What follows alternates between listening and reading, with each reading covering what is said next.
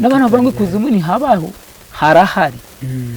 Kuko ndibuka hari umupasiteri bigeze guhamba wari w'igisenyi, icyo gihe yari yarasambanye. Uyu munsi ejo arapfa, baraza baramwiba arapfa. Arangije gupfa, icyo gihe baramushinguye, barangije kumushingura bakimanura isanduku babaza baramujana.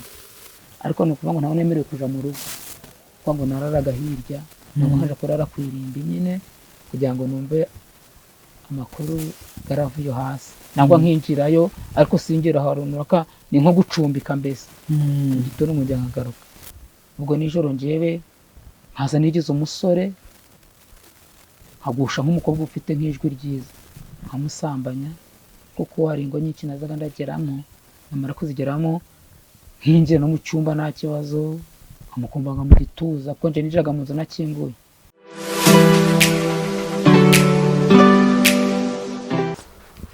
Ubwo ico gihe tuba turi gusenga tuvuga ngo mwami w'abana cyane. Ubwo ni ukuvuga ngo twari tuvuga ngo mwami w'abana, ubisuramo inshuro 18. Iyo uzirangije ubundi urigendera. Ubwo ico gihe nari ngeze ku nshuro ya 13 n'agace. Sinzi umuntu watuye avuga Yesu, arongera amuvuga, arihana kuko Babiri hari ko ibitara byose bitaga bizima. Ubwo n'ubwo n'ubutazi waba ugiye kumanuka. Arasenga, arangije arihana, arangije kwihana, aravuga ngo Yesu ngo nzi ko ushobora byose, aravuga ngo Yesu ngo ndabizi ngo nikuzimu wagezeyo. Iryo jambo gusa. Twese twaguye imirambarara, tugwa twese turagwa. Noneho uwo mujyi twari turimo nk'amayetaje nka 7 ahita ahirima mu isogonda imwe. Ahirimye, noneho sinzi uruntu bita bavuza bwo kuvuga ko batewe. Ubwo bakumira bakaja gukumira, ubwo cya cyumba cyo cyagitaga kiburarezo agahita aba ikintu cy'umwotsi. Ubwo bahita, ubwo ni kuvuga ngo nk'abari mu Musanze bahise baza gutabara nk'ino. Baje rero ubwo bavuze ati imbere yani kakavuna mweto kakana kangize ute kazambaguje ibintu bakavuze ya mana yabo. Ubwo icyo gihe ninje baje bari gushaka bamfata muno nk'agakwavu. Ubwo baranyereza baranjana banjugunya nk'iriya, ariko bari baje kunjugunya mu sinagwayo ngo nko ku ruhande ndatemba garanja mu kibande kiba kiri gucamo imyanda, abarimo ngwa ndicara, nta kindi ugomba gukora ubitekerezaho. Ubwo hari icuma rero bawohereza kikaza kugufatayo. Ntabwo rero barashakira ngo bararagugira ute, bakanda ahantu icuma kiganya kigushaka cyakugeraho kikakwambika nk'akagofero muri kikakwereza kikaja gutankiriya hirya. Ubwo ndangije baraza nyine barakubita, bagije gukubita ndaceceka, ntabwo mfite kuvuga, mfite kuburana.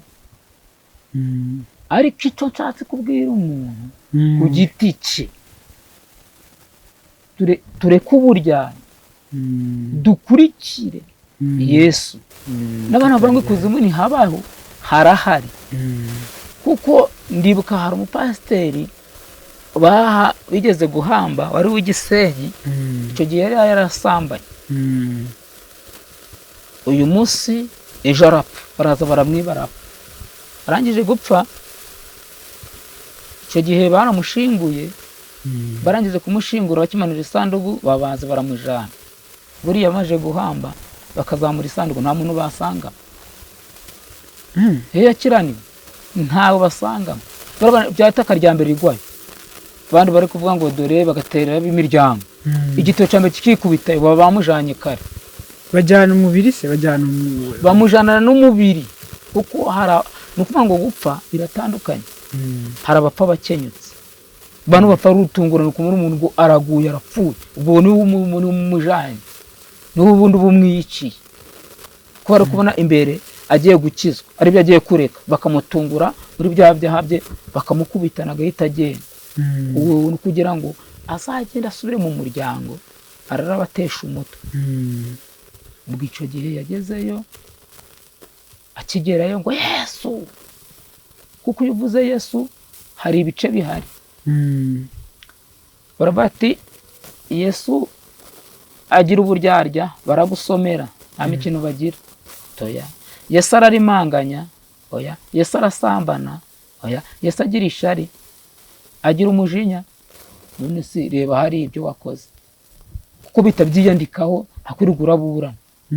Ati rero wamukoreye utamuzi, bo kindi bahita bakwereka ibikorwa byabo wishe. Bakavuga ngo rero ngo ugende ubisanye. Kandi ushobora kubaka inzu ingana wihereza icondo bikatse ntibyashoboka. Ubwo ngubu ngo bakujana ahandi hantu runaka, bakaja kuguhana, bakatangira gukuramo inzara, inshinge, bakagutobagura. Urebye baragushinyagurira. Icyo cyakubwira abantu nanje nibwira ariko ndibuka turi muri ico cumba turi gusenga muri ubwo buyobe n'ubwo bujiji nako gahato n'ubwo bureta.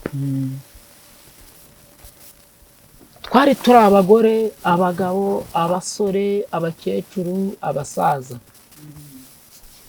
Dusanga abantu benshi ntago bazi inzira y'ijuru kubera ibyo bakora, kubera iba mu mitima yabo no mu bitekerezo byabo. Sanga rero ijambo ryitwa Yesu n'izina rye byari bikwiriye ko umuntu abitunga kumva ko ubuzima bwe bwose ari ubwa Yesu, ari ubwa Yesu. Hano umuntu wigize, ahubwo umuntu agizwe na Yesu. Noneho ico gihe kuko bavuze ati noneho ibintu byose dore urabyize, urabimenye, uzagenda ubikoreshe uko twabigutegetse. Wa muntu se wakujyanye, wa muntu wanjanye ubwo nukuvuga ngo mise yirangiye, ubwo ngo bamushira mu bideshi. Ubu ntago abakiri no ku ruhande, kuko abantu barishuka. Kuko twabonye iyo umaze gusambana n'abantu nk'icumi, abantu 10, icyo gihe nta mumaro uba umaze, bagushira ku ruhande. Kuko ntubura ikiri kwa Yesu, ntubura ikiri no kwa Shita, kubona akamaro ubukimumariye. iyo wihannye, kwihana rero biragoye. kwihana ukanareka. Kwihana abantu ntago bihana nyabyo. Ukuntu ngiye nabayeho ndabikurikirana neza. Uyu munsi nabandi kuvuga ngo ngiye kwana gusambana. Ako kanya nje nkibivuga, ubwo ico gihe irahita bahita babibona. Iyo bibonye banyohereza umudayimoni w'umujinya, nango akamere nk'irakaza. Ubwo ico gihe baba ari gukurura amakuru kugira ngo agire indi rimvamo, bahita bandemera ikindi kintu gituma ntagomba gukora ya gahunda. Kuko twasanze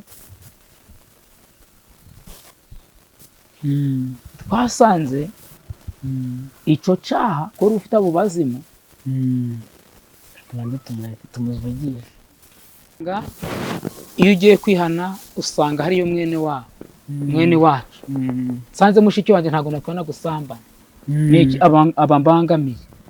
Ikindi nawe mfite nk'umugore iravuga ngo ye wamusambanye sinakwihana kuko navuga ngo ngiye gusenya urugo, nkihagararaho. Ako ntibyambuje ko nageze mu nzu y'iki y'Imana. Ubikoze bavuga ngo wihana mu mutima, ntago biva, irahepfa ntago bivaho, ntago byavaho. Kugira ngo twihane neza bigomba kugira ngo wature abantu benshi bagusabira imbabazi. Bati Imana mubabarire, kuko naho ni ubona ni inkunga y'amasengesho ibigufashe bikakuvaho bikakurekura. No dusanga twaba turi guta icubahiro tukikomeza. Nkavuga nk'ubu ngubu naba nabikoreye ahangaha, ndavuga n'ubu ngubu ngiye kuri Sedogira ku Mukamira, ningerayo ndasanga mwene wacu ahari, mushiki wanje nshobora kumusanga nanga asangayo mwene data. Kubera n'uburyo azi uko nitwara ni ikibazo ndabante ntago ndabyihana. Bimwe nitihana gusambanya wapi, aho ndahava kuko Imana sinikoresha gahato. Zavuga ni rero nzaje akanyarira ntega yanje njeyo, nzasangayo pasiteri unyoboye, nzihana imbere Yesu kandi na Tanzania n'icyo cyinjanye. Bo ikindi nzabaho bwari ko Mana ndara mu cyumba cyahe ni Kigali ho ni hehe bayihana, nzajayo nsange hariyo murumuna w'umugore wanje nzihana se. Ubwo nshaka kugenda agira ute antega kugira ngo angere, ariko kuntega no kugira ngo ngere mwirimbukiro, kuko nje natinya abantu kugira ngo batanse. Ubwo numva icyo gihe none dusanga ari kugenda akora ayo mayera bati dore barabose aratanga avuga ati dore none urabona banshoborera he, unaho mugabo ite n'icubahiro afite, ntabwo byakwemera kuko bazakurikirana bamenye uwo yasambanye nawe uwariwe. ni ikibazo yumve agize ubwoba avuga ati ntabwo nzabyihana to. None rero kandeka ibyuma zandaje mu materaniro yo ku Cyumweru. Icyo gihe rero uvuze gutyo ugafata ingamba, akoreza abazimu vuga ati uzuzinduka icacu gitange, ituru ritange, no kwitanga uzuritanga nta kibazo, kandi bakamuha ububasha ariko bafite aho bamunigiye. Dusanga yagwishije iki abantu, kuko aravuze ati mfite abo kwisasira, mfite nabo kwiyorosa, mfite nabo kwisegura, nabwo gutemberanira bafite, kuko benshi bagize bari mu buyobe, kuko ntibazi sebuja. Icyambere rirazina ntibarizi, ikindi ntibazi agaciro yabahaye, ikindi ntibazi imbaraga ziri muri bo, baze banyumvira. misiyo zawe rero. Ubwo rero misiyo, tujye kuri misiyo. ubwo aravuga ati noneho rero ikintu nge ngutegetse ni ukugenda ukaza undebera mu nsengero abantu bazi gusenga neza, ubwo ukazuka raporo nijoro. Ubwo nijoro njyewe nkaza nigize umusore nkagusha nk'umukobwa ufite nk'ijwi ryiza nkamusambanya, kuko hari ingo nyinshi nazaga ndageramo, namara kuzigeramo nkinjira no mu cyumba nta kibazo, nkamukumbanga mu gituza, kuko nje ninjiraga mu nzu nakinguye, ko ari ikiganza barageze barabasha nkita ninjiramo nkamukumangaho akabyuka, kuba twabaga twaganiye. Ariko hari indi masike be barampaye atari yingiye y'umujene nyine uteye neza. Ubwo nagera nko mu nzu nkamukumanga akabyuka, urumva ntagomba kuvuza induru, aramaga ni botabaza bako nagezemo none. Ubwo numva na amasomo ariko guburyarya, ariko kuja gusamba numva ntabwo byashoboka, kuko nabonaga ikiganza hagati yanjye nawe kivuga ngo stop. Ubwo nkabani rero akabyuka akankingurira gataha. Icyo gihe namara gutaha nagera n'ubundi bakankubita inkoni, kuko ntacyo nabashije kugira ute gukora. nta na rimwe byabaga nabyo byose byarananiraga. nageraga ngasanga ari ikiganza hagati yanjye nawe kivuga ati stop, ariko rero ntababinyerekaga, uretse ko nageraga bakavuga ngo do babonye ibyo wakoze. Icyo kiganza kigaragarayo, ubwo ahita hazamo amakuru n'abazimu bakanangira raporo ati dore yageze ariko nta bikorwa yakoze, inkoni desa harahiye nkaziri. Icyo gihe rero nibwo bavuze ati noneho rero twarangije kwigisha, icyo dukeneye zamuka ugende witegure neza, ibindi gihe uzakorera umurimo tuzakubwira. Ubwo icyo gihe 2005 ubwo nzamutse tariki ya mbere n'ubundi yongera nyura mu irimbi rya Nyamagumba, ngera mu rugo ndabasuhuza. batabagaye. Ubwo icyo gihe nta kintu uyoze wambaye neza nta bindi bakubwiye. Ubwo nari mfite n'ahantu nyine hari udufaranga, ubwo nyine ndatuzana mbatera 10 nyine ayo bararya bagoje guhaha. Ariko ni ukuvuga ngo ntawe nemerewe kuja mu rugo, kuko ngo nararaga hirya, ntabwo nkaje kurara ku irimbi nyine kugira ngo numve amakuru garavuye hasi, nangwa nkinjirayo ariko singira harunuraka, ni nko gucumbika mbese igitondo mu nkagaruka. Ubwo tubaho habonetse agatorero gatoya, wajyaga mu irimbo kararayo ukagaruka mu gitondo. Ubundi ni ukuvuga ngo ugeramo saa 4 saa 10 nangwa saa 9:40 ukaba uvuyeyo, kugira nyine babone uko utambagira mu muhanda. Ubu rero hari abakigira n'amabuwate mu mujyi, ubwo nyine twajaga no kubyinayo umuntu akarara gutyo. Ariko miso mu gitondo muri nibature nkuyisibemo ukajamo kare ukuntu bimeze. Ubwo mbaho ubwo habonetse agatorero gato, mba nkagiyemo kari mu pasiteri w'umusambanye nawe. Kucyo gihe bari kuvuga ngo reka bafasha basida. Ubwo none bavuga ati babarankunze batereka tugukunde uzaza uri mu rusengero, ngo bampaye icumbi niyo ndagira utenda arajarajara. Kabaga hari muri Yawunde nyine, nimwe kabaga ku gatorero gato kari kitwa Yusisi, niko bakitaga. babahaye icumbi umudayimoni. we ko batazi uwo ari we. Barambwira ngo ni indepete ariko kurepeta ntabyo nari nshoboye.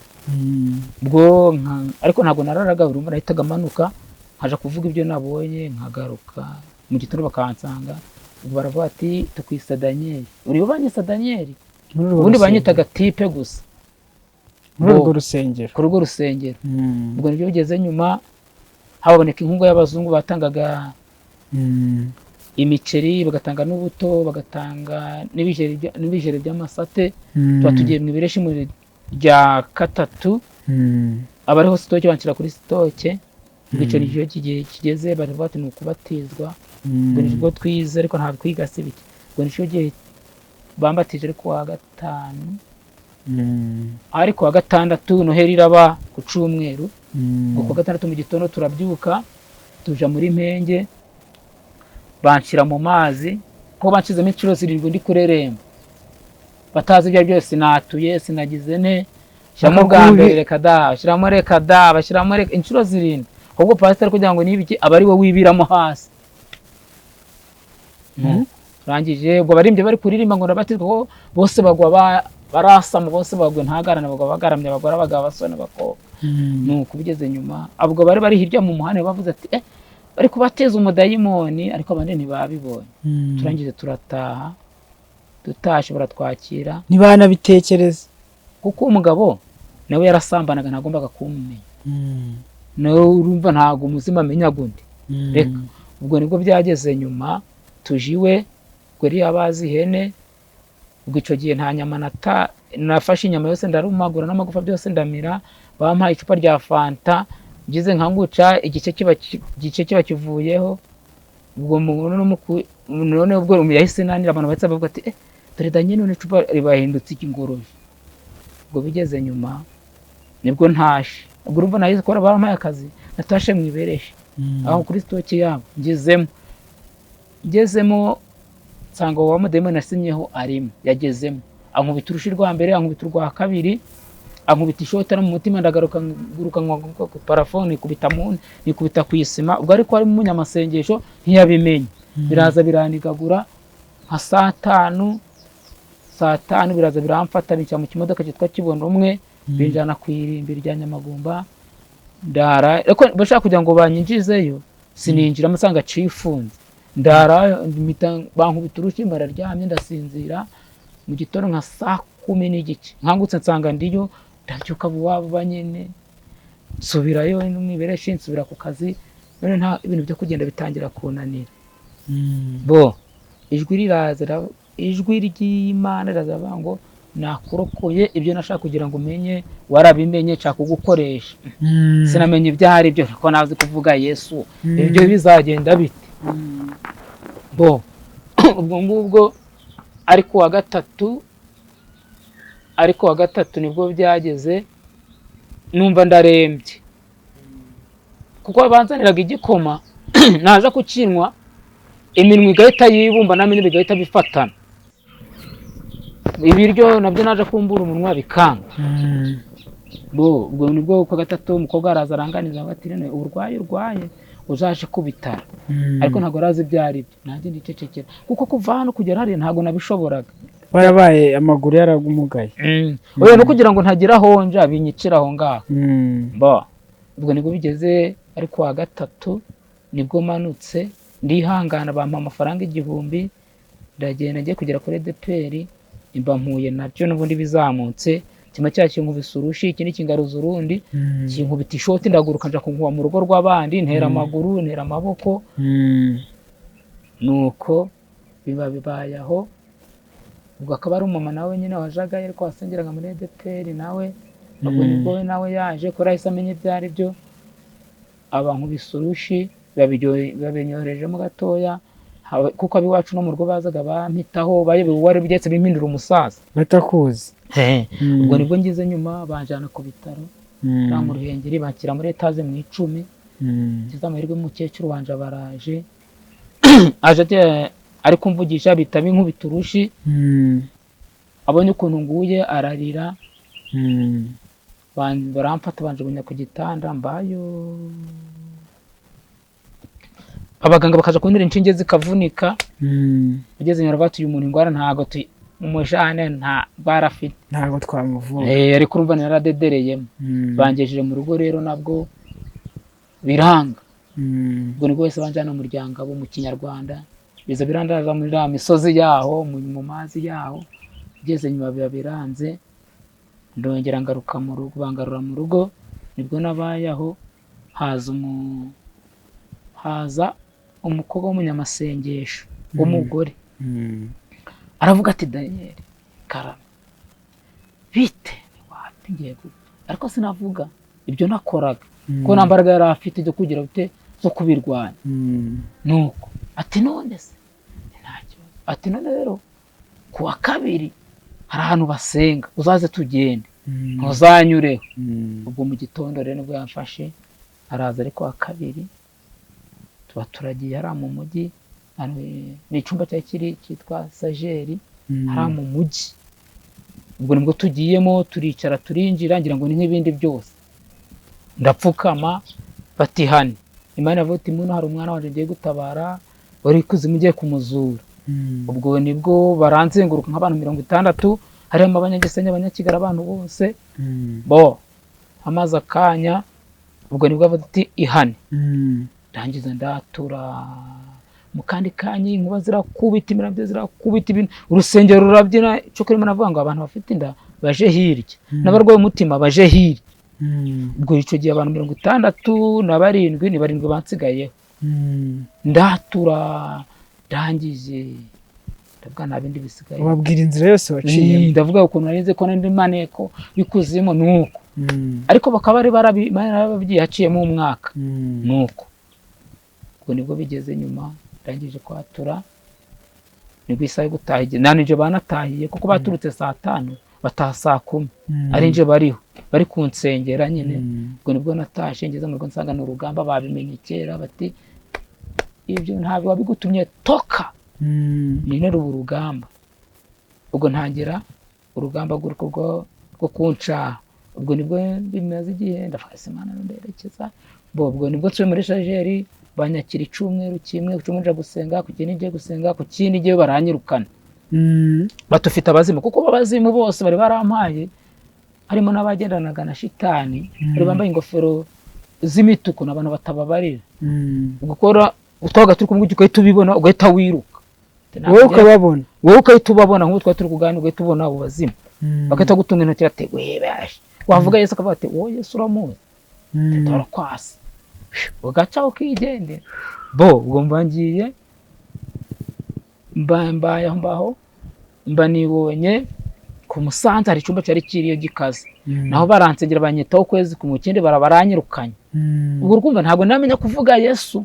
Ndaho ngaho gusa ngo mu rugo naraga ndakubitwa. Nibwo bigeze aho nariko subaje muri EDP bagiye muri EDP ku Muhoza. Ngezeyo umuntu abazanya amagambo. None bigeze nyuma mbanegereye umupasiteri bitaga Munganyiki turaganira. Aravuga ati rero nibyo ariko wowe kugusengera ntabwo byoroshye. Mfite abazimu barenze abandi bazimu. Numva ndapfuye. Ariko ni nta kibazo nzahishaka tu.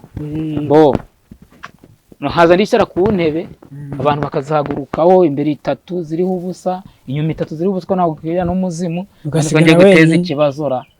Ubwo kafate yaje no muri twese aradukomba. Ntabwo abana Imana we ariko nkavuga Imana gusa ariko Yesu reka da.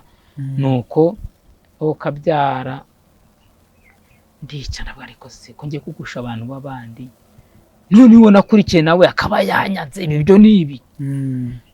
Mu rugo basanye ngo banyurukeho nabo mungiyeho n'abanyuru bisabanya amasengesho n'abanyamasengesho n'amaki. Nuko baho muyo noka Imana yo kabyara ibinyoherereje umupasiteri witwa Masumbu ko wari uyoboye EDPR n'impuza ino jone nyine yanaho no mu Ruhengeri. Masumbu kundamoze uriya mupapa yo kabyara Imana yo kamuha umugisha. Niyo twahuye turicara aravuga ati wagiye kuzimu ninagiyeyo none se miso yawe ndamusobanurira byose. Ati mwana ati tukujanye mu butayu batwica we ugataha. none kamugira inama uyumve muri iki gihugu ntiduhakanye ko harimo abantu bafite imbaraga none rero dore abakirisitu bari kugutinya ugenda wicare Imana izakwereka aho ugomba kuzaza kandi ukazahakirira natwe turagusengera ubwo arakumwe nyine namunganye kinyine na pastor wa wariya nyine bangira inama yakiri bati uzaba ukomeye ndetse anarampanurira nyine atari wowe ntabwo wokura gusengeshwa n'umuntu woroshe abantu bafite business bo bakwitendeka ngo bazagusengera uzakira numva ni ikibazo baravuga ati rero uzagende wicare hamwe utuze uzabona urusengero uzabigufashamo bw'icyo gihe ndataha mu rugo ndicara wicaye nk'igihe kingana iki nicaye nk'amezi 4 ntagira aho nje mba mu rugo gusa ko nahise nzi kuvuga Yesu wapi bigeze nyuma ukwa 7 nibwo numvishije umugore bitaga Marguerite kuri radio n'uburiya 88 n'ibice 8 batagari kitirede yabari gutyo yabwirizaga uwo mugore ubwo nibwo nje kuvuga ngo abafite abazimu n'abafite akaradiyo n'abafite abadayimoni abo ngabo mubazane abo bazakira no bavuga icumwe bazasengeraho abantu nibwo natse mu cyaciro amafaranga mfite hari akabanze barampaye nkataho bagije kunkataho ndimo n'udundi dufaranga nyine ndi insurance karana bari 3 icyo gihe imodoka kugera i Kigali gari 800 na 700 barayemeraga ubwo nibwo mfashe sinzi iyo ngiye nicara mu modoka nifite ndagenda ngera muri gare Nyabugogo bari bagihagarira mu mujyi hejuru ntago zegihagarara Nyabugogo hasi bo nibwo bavuze ati Sonatibe niyo hirya nyine hakurya mba nishima Sonatibe ndicara tugeze aho ngaho Sonatibe bati Sonatibe nahamba mvuyemo bagikora abaga bikamyo ubwo nibwo mvuyemo ubwo mitambo umusaza ko navemo ntago nongeye kweguka haza ikintu kinyicara ku mugongo sineguka niko rimwe nahoragamo n'agapantaro n'agakoti kasimirikwire sinzi wakame umujyaneza kanjugunyira nuko ubwo nibwo umukobwa aje none naje kubaza umuntu naho urusengero harya hepfo naje kubaza umuntu akaba ati nkabona yigendeye Imana iturutse umukobwa kuri wa muhanda w'amabuye araza abangeze ati muze uri gushaka kuja ningiye gusenga kwa wa mugore usengera kuri radio bitaga Marguerite iryo gusa amfata akaboko ati muze ati turababaje ati uragenda wananutse ubwo ngeze nyine urabona ko bambaye neza bishazaga mu ntebe z'umweru muri VIP ariko bajana nk'iyo mu ntebe zinuza ubwo ndagenda nanje nicara iyo ngiye inyuma Rwanda murarabwiriza nangije kubwiriza barasenga barangira baravuga ati noneho abaturutse kure hano hari icumbi muraryama babaze bafite abazimu ejo ni deliverance bamwe bataye abandi mu bareke ubwo yari afite inzu nyine basengeramo abantu bafite ibisazi n'abazimu yari aho ngaho hafa mu rugo ngaho ubwo hari umusore bitaga John niwe rushinzwe abo twewe mbese ubwo nanje murabo nsigaramo ubwo hari umusaza witwa Manuel wakoraga deliverance mu rumu nawe ubwo nubwo bigeze nyuma aravuga ati bakwansuringiraga hejuru muri etage aravuga ati afite abazimu muje hari hirya ubwo tunankurikira abandi wa mukobwa araza no nafata akaboko anzamura muri etage ngo nkagira ngo ndagwayo kubera nyine n'icaro nicara ko ne baravuga ati none uzurabona umwavuye uzujaho ujuja uranda kugerayo nageze nabonanye na Manuel saa 1 ndangije atufite kiye kibazo ndamubwira arasenga yahereye saa 1 agira saa 5 n'igice abazimu nka 15 nibo bamvuyemo kuko umwe ajaga kugenda nkavasi nkajamuka nkikubita hasi mu babigenza uko mbambonye Imana bigeze gihe nsanga nabo Yesu nago ari kumuvuga uko bikwiriye sinzi umuntu avuze ati ibutarara umuntu uri gusenga ubwo ingingo umuntu amagatike 250 niko bari kugerayo abarakankomye ndagenda ngeze aho hantu Butare nsanga ntago ari kumuvuga Yesu uko bikwiriye nje nashaka ijambo ryitwa Yesu izina gusa muri niryo nashakaga wapi mbura nunyigisha kuvuga ngo Yesu wenaga nyigisha wapi nawe ndamubura mvuga nti gusa ubundi hano singiye kuzagoye reka nsubire ku itorero. Ubwo icyo gihe nibwo nongeye, icyo gihe naje no ku maguru ndara mu nzira rimwe ngeze kwa polisi numva amaguru garananiye ngeze kugwa ariko k'inzuki uvuye i Butare n'amaguru naje nka saa 10 nananiwe wampaye umwenda nawe utaye mu nzu wamaye inkweto nazo ntamuna ko ninaniwe nanje ubwanje yageze nijoro ngendesha amaguru n'amasogisi ndayata n'inkweto nabenda zita ngendesha ibirenge bo cyukura abapolisi bantegera imodoka nabwo kunkora hasi barandire banjugunya mu modoka yuzuye ibigage ubwo ngeze harya mu Kinamba umuhungu ati ntago ndarenga cyukura umuhungu antegera moto ingeza Sonatube nanje bundi ndirwariza kugira ngo ngere ku rusengero ngeze ku rusengero nabwo nsanga shitani nawe yateyeyo banyanze barakwanze nanyanze jya kurara kari birebere we ubuse ko tugiye gusoza yine reka dusoze noneho rero ubwo ngubwo nagezeyo nsanga wapi naho ningingo mu matangira kunyigisha ngo nkaza ndasubiramo Yesu ni ukuvuga ngo umuntu wese akomere ku izina ryitwa Yesu. Nicyo natangariza abantu kuko ni impamvu tutina kurivuga ntago tuzi imbaraga ribamo, impamvu kuba tagishingikiriza ntituzi ubutware rifite.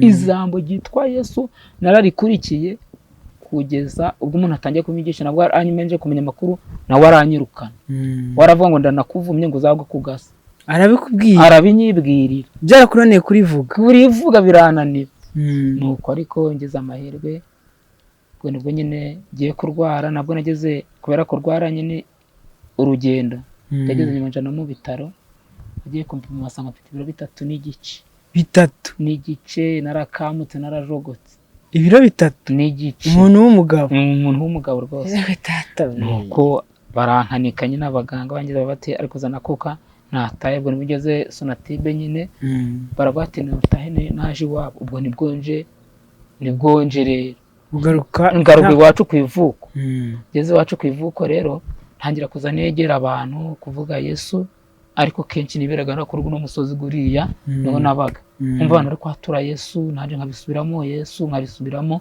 ndagira menye imbaraga ze ariko Kigali twarabayeyo bageze nyuma aje kutubatiriza muri Muhazi ariko ninakamenye Yesu wariwe barongera barandubika nuko mba ntashaje watijwe kabiri ngo hano mugabo wangirikani barongera nabo barambatize ejo bundi ubwo ni gatatu ubu maje kubatizwa inshuro 3 reka nkwereke rero reka dusoze ahubwo nzagaruka nta kibazo nzagaruka dusubukurira aho tugeze noneho dukore n'ubuzima bwo kuva icyo gihe numva ko wakiriye agakiza ni ibintu bikomeye warahuritse ariko urumva nyine no kugira ngo ubu nta bantu bari babwumva ubu buhamya kora naje meze nk'uri kubutegura ariko kubera kugira ngo witumbukuze mu rusengero kuko mu rusengero mazemo amezi 10 kurumva rero kugira ngo witumbukuruze ngo uvuge ngo navuye aha hano n'abanyantege nye ni ikibazo ariko kubera ubu wenda ahantu urabibucishe baratungurwa murangira bati Daniel turagukeneye hari ubuhamya ufite ariko icyo navuga cyo umuntu bateye kuba abakristo ubwo reka baba abakristo ibyo birushaho kugira ngo bigire uburemere. Amina. Ngo nico gikomeye kandi bamenye ko Kristo ari we munyembaraga nashoboye byose kuko ni we nzira kuko shitani ntagatinya Imana icyo atinya n'umuntu bitaga Yesu ubu niryo zina atinya gusa nta n'ikindi kintu azatinya ni kurikomeraho rero abantu bareke kuba indyarya sigo abantu bareke kuba nk'umuntu aje kumva nk'ubu yuvuze ngo mu izina rya Yesu nk'abazimu mu mugende aje hano ku ruhande ajya hafi ariko uvuze ndagukatagura mu izina rya Yesu guca amaguru ndabitesha agaciro bita agaciro igihe bazaza gukanikira abandi uzabugeze ko urakoze kadusoze tuzasubira Imana ibahe umugisha yitwa Daniel ufite nimero ya telefone itubwire abantu bazaguhamagara bakubwire uzababona nimero ntabwo yize mu mutwe ntacyo ndaza kuyandika hasi yitwa Daniel hano ni mu Kivuruga hano hariya twavuze ko ari umudugudu ni Kamwumba, muri Kamwumba tuzagaruka kumusura. Ubu ni igice cya mbere dukoze, tuzakora n'igice cya kabiri. Inshuti rero za Yacu TV, mukore subscribe nk'uko bisanzwe, kandi mukomeze muduhe comment kugira ngo dukomeze dukore umurimo w'Imana, tugere ku bantu benshi.